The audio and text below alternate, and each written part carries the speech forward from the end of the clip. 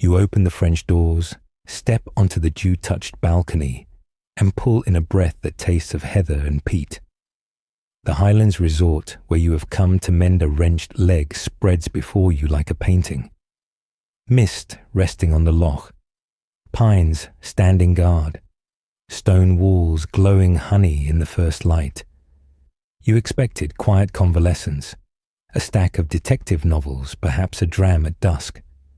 Instead, before the first supper bell, something else claims your curiosity. It hangs at the far end of the oak-panelled corridor, half in shadow, polite yet insistent. You wander closer on your stick, drawn by the portrait's hush.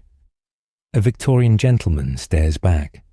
He wears a green velvet coat, a compass rosepin, and an expression as calm as still water. The brass label under the frame has only a surname, McCraith, and a vague date, 1878. You tilt your head, trying to place the artist's hand, but the brushwork feels both familiar and odd, as if someone had rehearsed the language of oil and suddenly invented a private dialect. The carriage clock in the hall chimes 6, and you move along toward dinner, telling yourself it is only a painting, and you are only here to heal.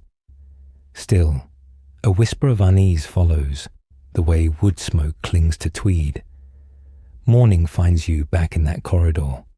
You mean to fetch the day's post, yet your glance snags on the portrait. Something is off. The sitter's temples seem dusted with early grey, and faint pouches shadow the once bright eyes. You swear the change is new, but how can a canvas age overnight? You lean closer, nose almost brushing varnish. Paint crackles the way it does on all works this old. Still, there is a freshness to the alteration, like wet pigment hiding under dry. A housemaid carrying flowers pauses. She follows your gaze, shivers, and hurries away without a word.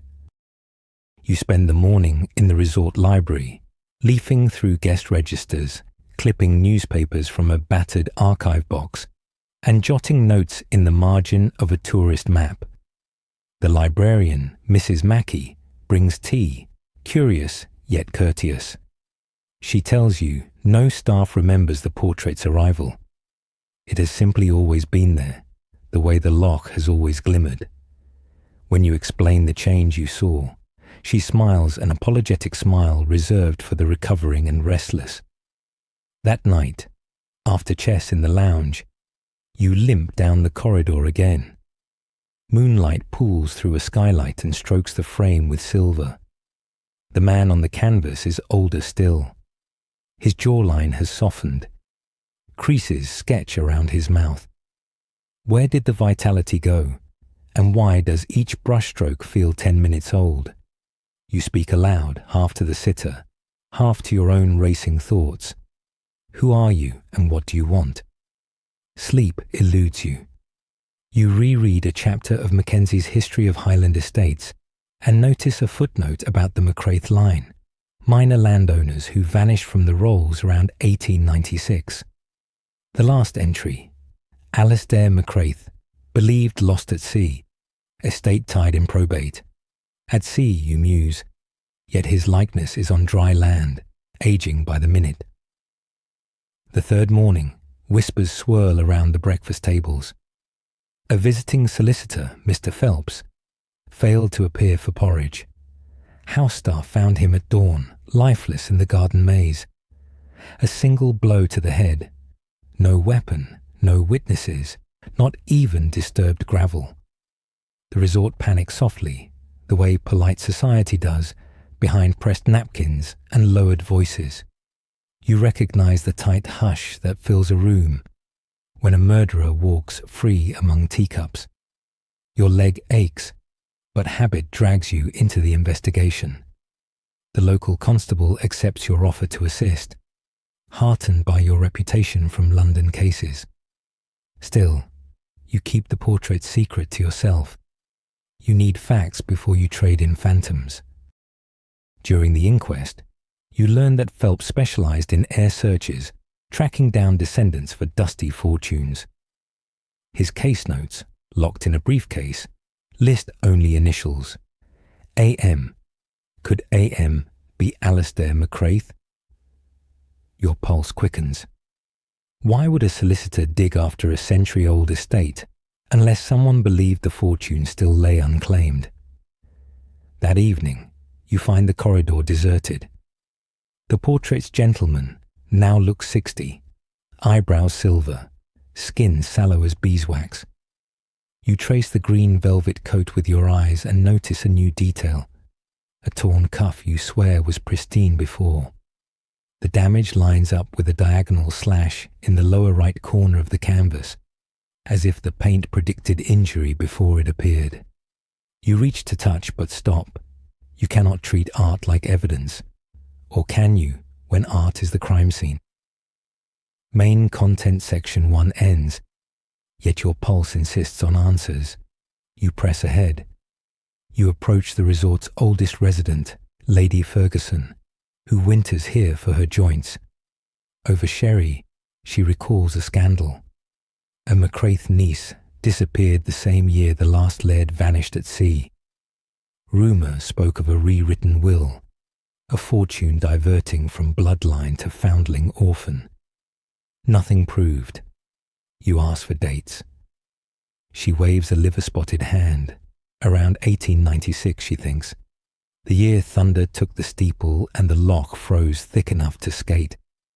Her memory then drifts to weather and music, leaving you with more fog than clarity. You write letters. You telephone archives in Inverness. You bribe a porter to ferry parcels of brittle records to your room. Piece by paper piece, a picture emerges. The portrait sitter is indeed Alistair McCraith, amateur cartographer, owner of the resort grounds before they became a hotel. He vanished from his yacht on a calm night. Months later, servants whispered of lights in the manor attic and a figure prowling hallways even though doors were bolted. Soon after, the manor burned to its foundations. Insurance papers filed by distant cousins cite accidental fire, yet police found traces of accelerant. You pace the reading room, cane thudding, mind racing. Suppose Alistair survived, returned, tried to alter his will in favour of someone, perhaps the niece, and was silenced. The fire, the lost yacht, the family fortune locked in probate, all tidy ends to a messy tale. The only loose thread is the portrait, migrating to this corridor to bear silent witness. A week passes. Your leg strengthens, yet sleep grows thinner. Each dawn reveals new decay on the canvas. Crow's feet deepening, shoulders stooping, a gloom in the once steady gaze. Guests avoid the corridor, complaining of chills and headaches. Management covers the painting with a drape, but next morning the cloth lies on the floor and the sitter is older still. Someone, or something, insists on being seen. Main content section 2 begins with a late-night knock. The housemaid you saw on day 1 slips into your study clutching a diary bound in cracked leather. She found it behind a false panel while cleaning Suite 8, the space Mr. Phelps occupied. Inside, Phelps recorded meetings with an anonymous client who paid cash and signed only with the initials R.M. Phelps believed R stands for Rowan, a common middle name in the McCraith tree. The last entry reads, "He says the portrait will confirm all, must witness the change, will settle tomorrow." Below, a smear of ink trails to the edge, as if the pen was yanked away. You have the porter fetch the hotel electrician. Together, you unmount the portrait under flickering sconces. The back of the canvas bears a second painting, rough and hurried, a sketch of the resort in flames and the words "Fortune in Foundations." You recall the manor's ruins lie beneath the present east wing. Could the estate treasure remain entombed under guest rooms and gleaming parquet? You persuade the manager to open the maintenance hatch at midnight, citing guest safety. A crawl space leads to charred beams older than the hotel itself. Your torch finds a metal lockbox welded into stone. Inside, brittle legal papers name Alistair's niece, Rowena May, sole heir. The date stamp? 1 day before the yacht incident. You exhale, tasting soot and vindication. So Alistair sought to right a wrong, but someone hid that truth and perhaps killed to keep it buried. Footsteps echo in the crawl space. You whirl, lamp-slicing darkness. The manager stands there, face pale, wrench in hand. His surname is Mackey, same as the librarian. A coincidence? Doubtful. He confesses quickly, anger mixing with resignation. His family descended from the cousin branch that seized the estate after the will disappeared. When Phelps arrived with new evidence, the manager feared ruin. He confronted Phelps in the maze. Things escalated. A single blow settled what centuries of lawyers could not. He intended to retrieve and destroy the box next, but you arrived too soon. You back toward the hatch, never dropping eye contact. You remind him that one more crime will not revive a stolen legacy.